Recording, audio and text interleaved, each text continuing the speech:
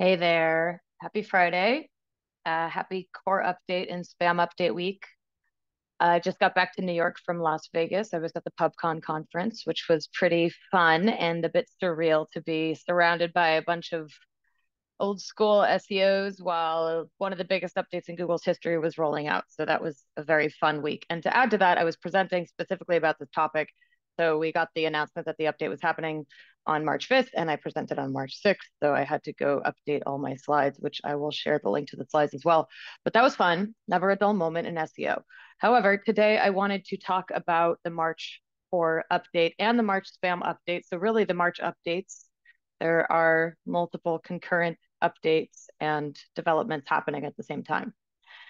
So there's a lot of people talking about this already, including me. I've been doing my best to chime in via social media over the last few days, although I really want to make a video because there's a lot to be expected. There's a lot of misunderstandings, misconceptions, a lot of nuance, and myself and I know many others have been reading between the lines really, really carefully to try to understand what's going on and what Google's communicating and how things are going to work and how things are not working and all of that. So this continues to roll out. There's kind of new discussions and developments happening all the time, but I want to share what I know so far. And so we'll start by talking about the fact that the March update was not just a core update and it's not just a spam update. It's two things happening at once. Why is that important?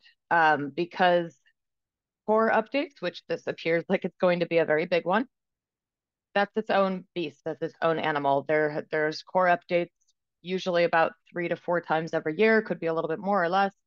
But that's nothing new. That's been something that Google's been rolling out throughout its history. And I talk and write a lot about those. If you ever want to read what happened during a core update, I usually have one article per core update. I'll link to that as well. But with this one, what's interesting is, according to John Mueller on LinkedIn, he mentioned that this was a really big one. They've been working really, really hard on this one, and it's going to take a while to roll out. And he actually specifically said a month. So what's tricky about core update rollouts is that they take a while to get a really good and consistent understanding of how it's impacting your site. So you can sometimes see really early signs, like especially if you use a tool like Systrix or SEMrush or Ahrefs, of course your own data, but even Search Console has a 2-day delay, so that's not always the best place to look. But if you have your own ranking tools or Google Analytics, you can kind of see pretty early on if there's a big change in traffic or any kind of anomaly there. But you really do have to wait a couple of weeks. So usually a core update takes 2 to 3 weeks to roll out. This one's probably going to be 4, maybe more. So wait until, if you can, wait until Google's done rolling it out to draw conclusions. I know that's really difficult. Myself, I'll probably have written an article by that point because 4 weeks is just too long to wait.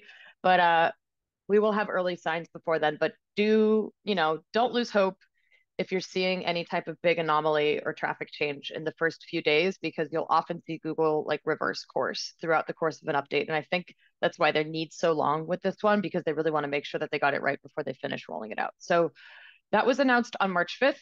Today's March 8th. So 3 days ago, Google just announced that. I would say today is the first day that we're starting to see some pretty clear patterns in the third-party tools like Systrix and everything, where you can start to see some changes in visibility. Even just as late as last night, I was looking in Search Console and I wasn't really seeing any clear data roll in yet. So be patient. That will take a little bit of time to start seeing how that's impacting your sites, if at all. Now, that's the core update. Everything I just talked about is the core update. Not the same as spam update. So let's talk about Google's new spam update.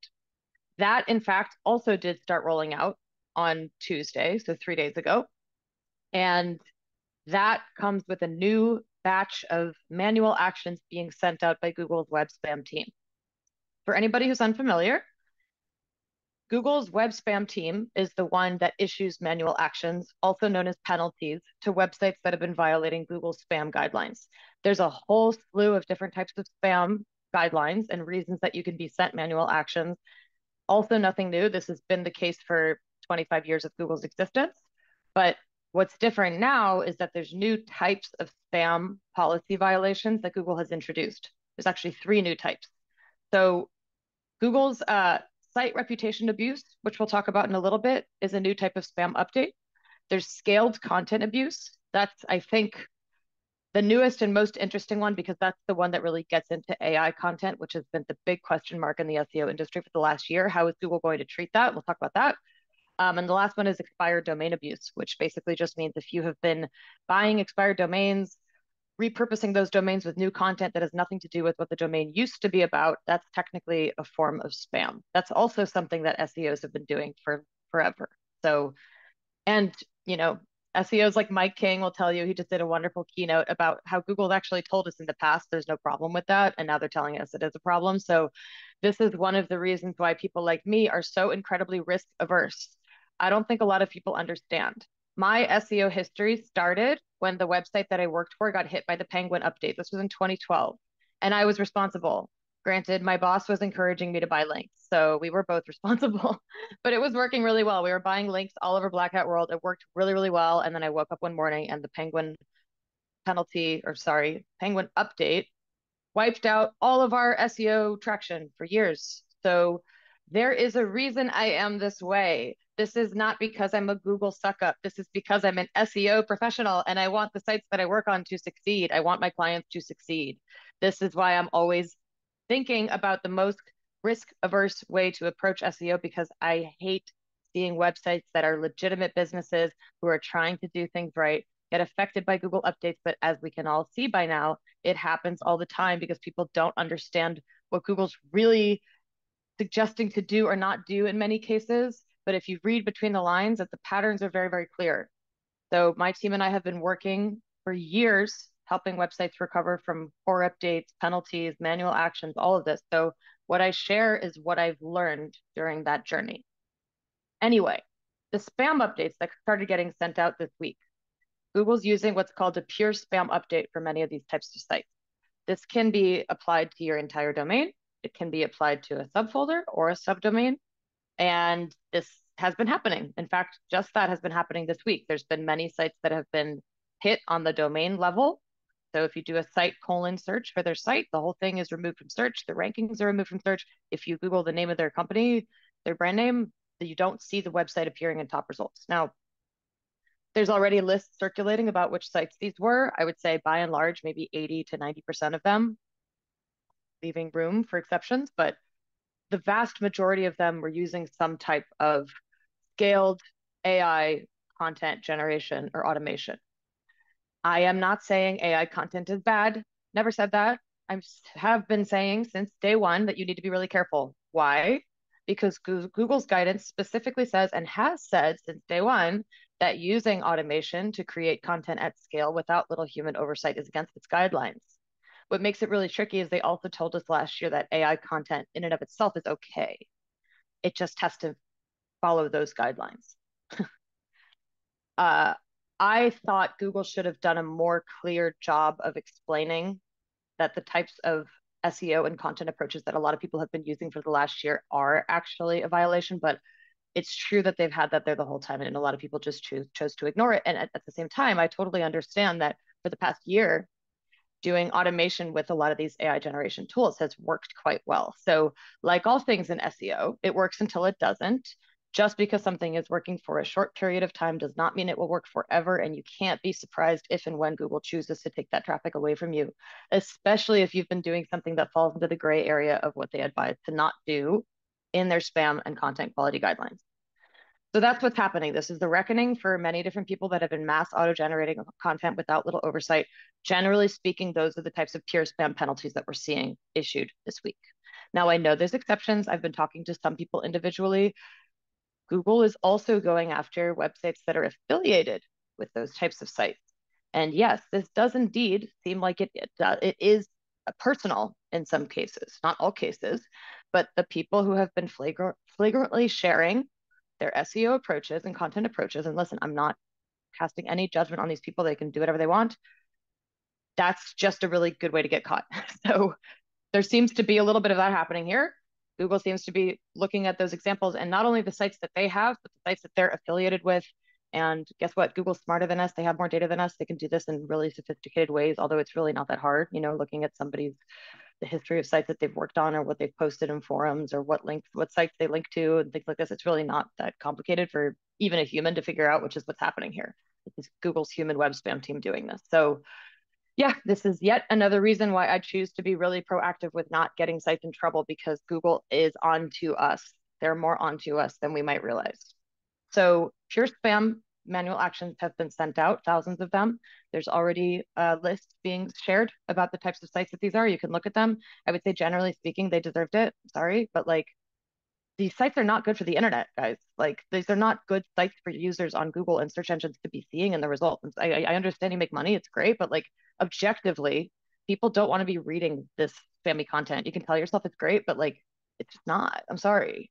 Again, I know there's exceptions, but like let's just be a little bit more honest with ourselves because tricking yourself into believing that something's helpful when all the signs indicate that it's not is just it's a better approach to say, you know what, they got me.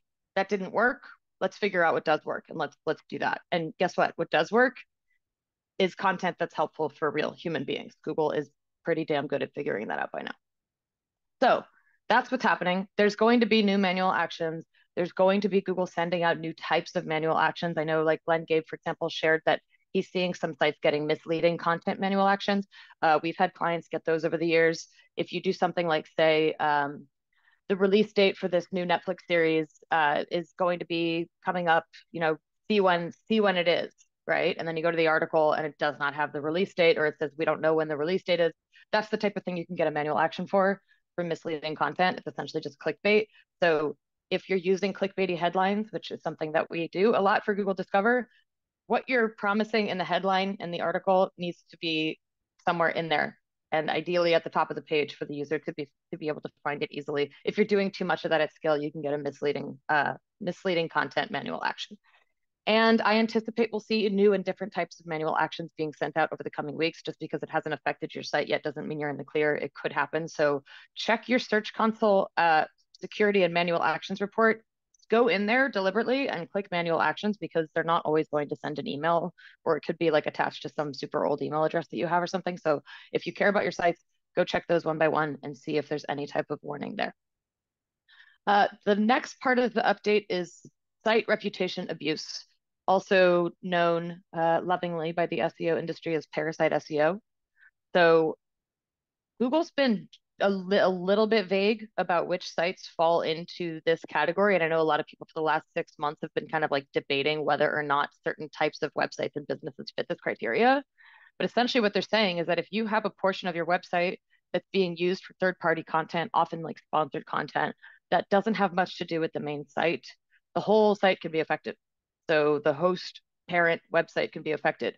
I know a lot of people think this is going to mean Forbes, it's going to mean CNET, this is going to mean CNN. Like a lot of big players on the internet have been doing something along these lines. That's no secret because they get to rank in really prominent positions.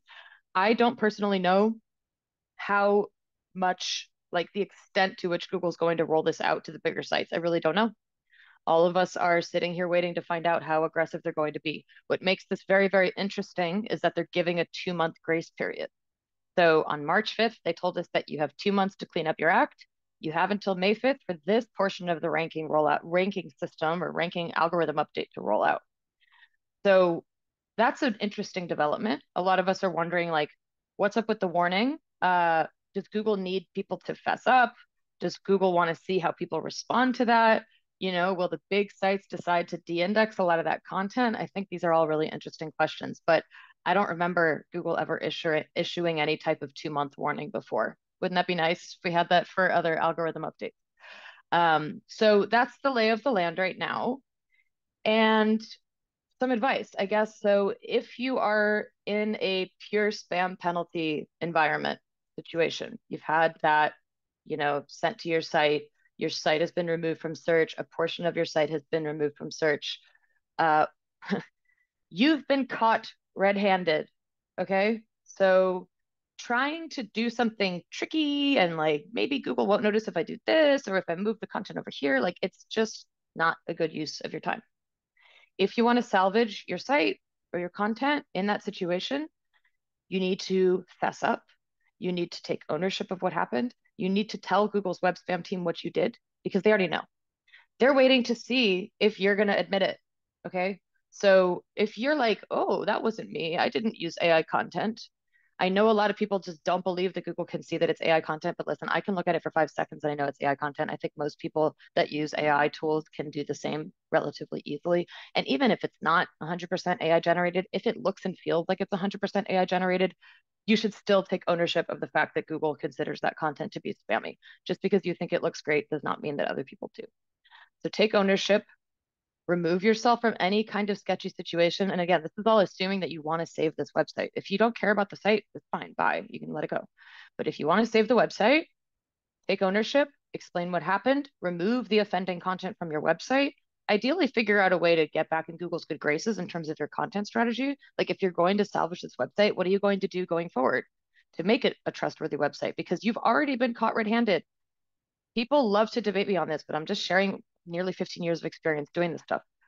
When you've been caught, it's harder to get back in their good graces for good reason. They're on to you. They see what you're doing. The website now has a history of having been flagged before. So you now have extra work to do for Google to trust your website. So if you choose to salvage that site, you really need to think about what you're going to do going forward to prove that you're not just spamming Google again. And I would wait until you're at that point to submit any type of reconsideration request. Don't waste their time, because the more you lie to them and the more you pretend like you fixed things and you didn't, the less likely they are to approve future reconsideration requests.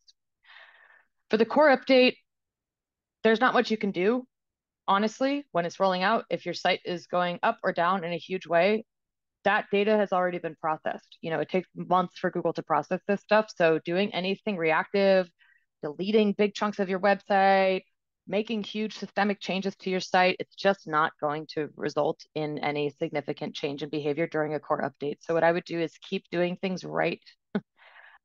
Keep cleaning up low performing content, keep creating high value, high quality content. Don't do anything major and wait for the data to roll in. So we really just do need to be patient, 2 or 3 weeks really, to see consistent data from the core update. There's going to be a lot of people talking about the core update between now and then. They don't necessarily know what they're talking about either. Listen, it's great for all of us to share what we're seeing, right? But we just need to wait for it to be done. That's really what I've learned in my years of doing this type of work. And I think that's it. So feel free to ask me any questions. And the last thing I'll say is just be nice to each other. Like everyone's stressed out. Everyone's like mad at Google, but like the personal attacks, the name and shaming, and the hubris is just like out of control. So like, let's help each other. Let's support each other. Let's share what we find. I've had a few people reach out to me that have shared their stories about how they ended up getting a pure spam penalty, and it's been a really nice conversation. And hopefully, we've been able to help each other. But yeah, have sympathy, because people are in some cases losing everything without realizing what they're doing wrong. So, yeah, hope that was helpful. And I will be circling back over the next couple of weeks with the things that I find. So have a great weekend, everyone. Take care.